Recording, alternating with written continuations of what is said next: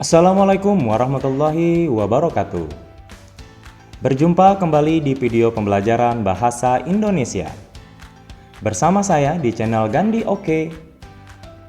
Kali ini saya akan memaparkan materi debat bagian 2. Nah, untuk materi debat bagian 1 sudah dipaparkan di video sebelumnya ya. Untuk lebih jelasnya, Anda bisa melihat link yang saya sertakan di bagian deskripsi video ini. Selamat menyimak. Apa saja yang akan kita paparkan pada materi debat bagian 2 ini? Nah, yang pertama, mengonstruksi bagian-bagian dalam debat. 2. Ragam kebahasaan debat. Yang terakhir, berlatih praktik debat. Mengonstruksi bagian-bagian dalam debat. 1. Merumuskan mosi. Berikut beberapa hal yang perlu dipertimbangkan dalam menentukan mosi. Yang pertama, haruslah menarik, seimbang, fokus, punya solusi, dan mosi debat layak. Berikut penjelasannya. Pertama, mosi haruslah menarik. Maksudnya adalah mosi harus mengandung kontroversi. Apa itu kontroversi? Yaitu karena akan memunculkan banyak pendapat dari berbagai sisi, baik dari yang pro maupun yang kontra. Seimbang.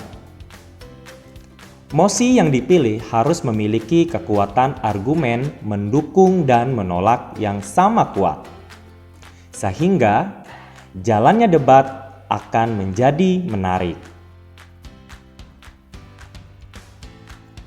Fokus. Topik pembicaraan hanya pada satu persoalan saja, sehingga tidak melebar ke persoalan yang lain. Mosi harus dibuat lebih rinci dan tidak terlalu luas.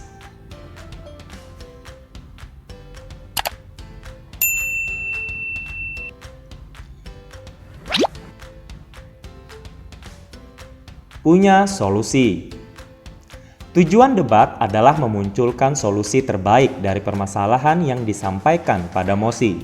Mosi yang memiliki solusi akan lebih menarik daripada yang hanya bertujuan untuk beradu argumen. Mosi debat layak. Jangan menggunakan mosi yang berkaitan dengan SARA dan berkaitan dengan hak seseorang seperti hak asasi manusia. Yang kedua, menyusun pendapat dan argumen. Berikut beberapa hal yang perlu diperhatikan ketika memberikan pendapat, argumen, dan serta sanggahan pada saat melaksanakan debat. Pertama, peserta debat harus menguasai pokok permasalahan terlebih dahulu sebelum mengemukakan pendapat. Kedua, pendapat harus disampaikan menggunakan bahasa yang baik dan benar. 3. Argumen yang disampaikan harus didasarkan dengan fakta-fakta yang logis. 4. Bersikap sopan dan bijak dalam menanggapi pendapat orang lain dan menghindari sikap emosional. 5. Tidak menyela pembicaraan tim lain sebelum dipersilakan oleh moderator ketika akan menanggapi pendapat tim lain. 6. Saat menyanggah harus disertai rasa simpatik dan menghormati tim lawan, serta menggunakan bahasa yang sopan. 3. Menyimpulkan debat. Menyimpulkan debat menggunakan penalaran induktif. Penalaran induktif dibagi menjadi 3 cara. Yang pertama, generalisasi. Yang kedua, analogi.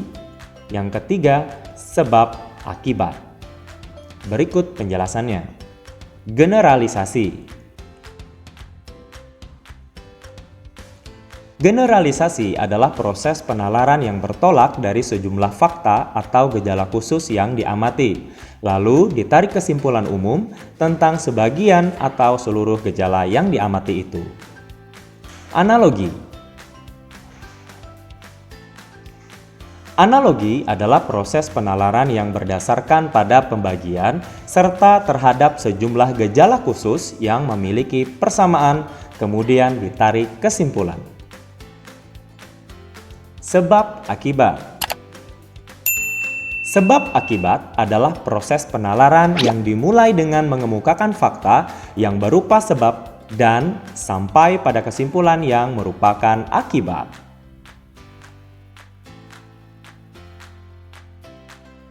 Ragam kebahasaan debat. 1. Menggunakan bahasa baku. Debat merupakan sebuah kegiatan ilmiah. Oleh karena itu, ragam bahasa yang digunakan saat debat adalah ragam bahasa baku. Bahasa baku merupakan ragam bahasa yang diterima untuk dipakai dalam situasi formal atau resmi. Bahasa baku adalah bahasa standar yang kebenaran dan ketetapannya telah ditentukan oleh negara dan mengacu pada Kamus Besar Bahasa Indonesia dan Pedoman Umum Ejaan Bahasa Indonesia. 2. Menggunakan makna denotasi.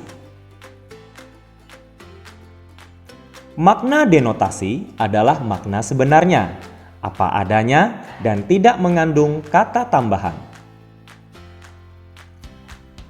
Makna denotasi disebut juga makna konseptual, makna lugas, atau makna objektif.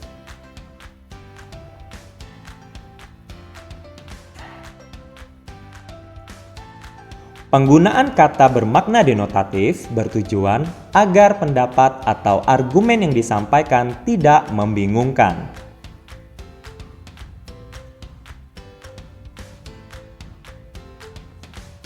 3. Pemilihan diksi.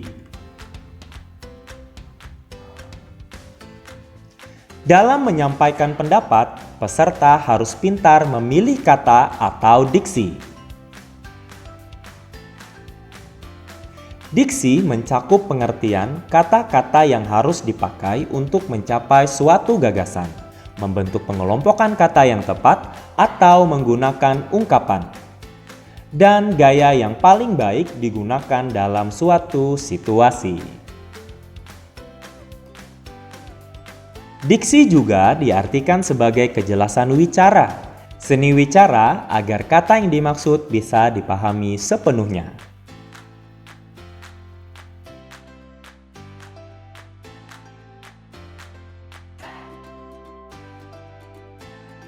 Berlatih praktik debat.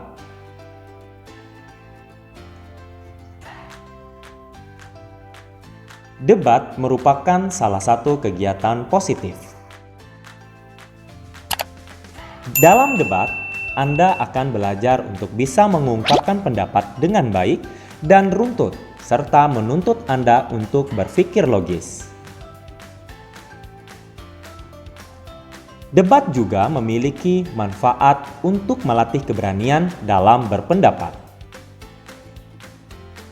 Setelah Anda memahami tentang materi debat, sekarang Anda akan berlatih mempraktikkan debat secara sederhana.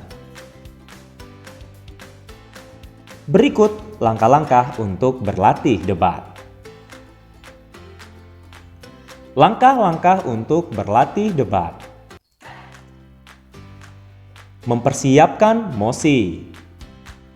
Mosi debat yang baik memerlukan keseimbangan antara pro dan kontra. Jika tidak ada keseimbangan, tentu yang lebih unggul dalam perdebatan adalah relatif yang mendapat bagian yang lebih mudah. Menyusun pendapat. Sebelum memulai debat, kelompok Anda harus menyiapkan argumen-argumen pendukung yang menyatakan sikap kelompok Anda terhadap mosi yang disampaikan, yaitu sikap sebagai tim pendukung mosi atau tim yang menolak mosi. Akan lebih baik apabila argumen tersebut didukung dengan fakta-fakta yang logis. Yang ketiga, melaksanakan debat sesuai peran. Peserta debat harus menyepakati beberapa hal sebagai tata tertib. 1. Lamanya menyampaikan pendapat atau mendapat tanggapan. 2. Lamanya debat akan berlangsung. 3. Siapa yang memimpin dan apa tugasnya. 4. Pembagian peran dalam debat.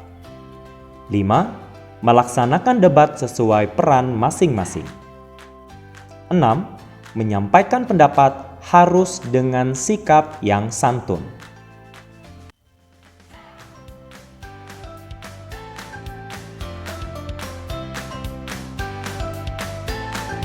Demikian penjelasan materi debat bagian 2. Sampai jumpa pada video pembelajaran berikutnya. Semoga bermanfaat dan terima kasih.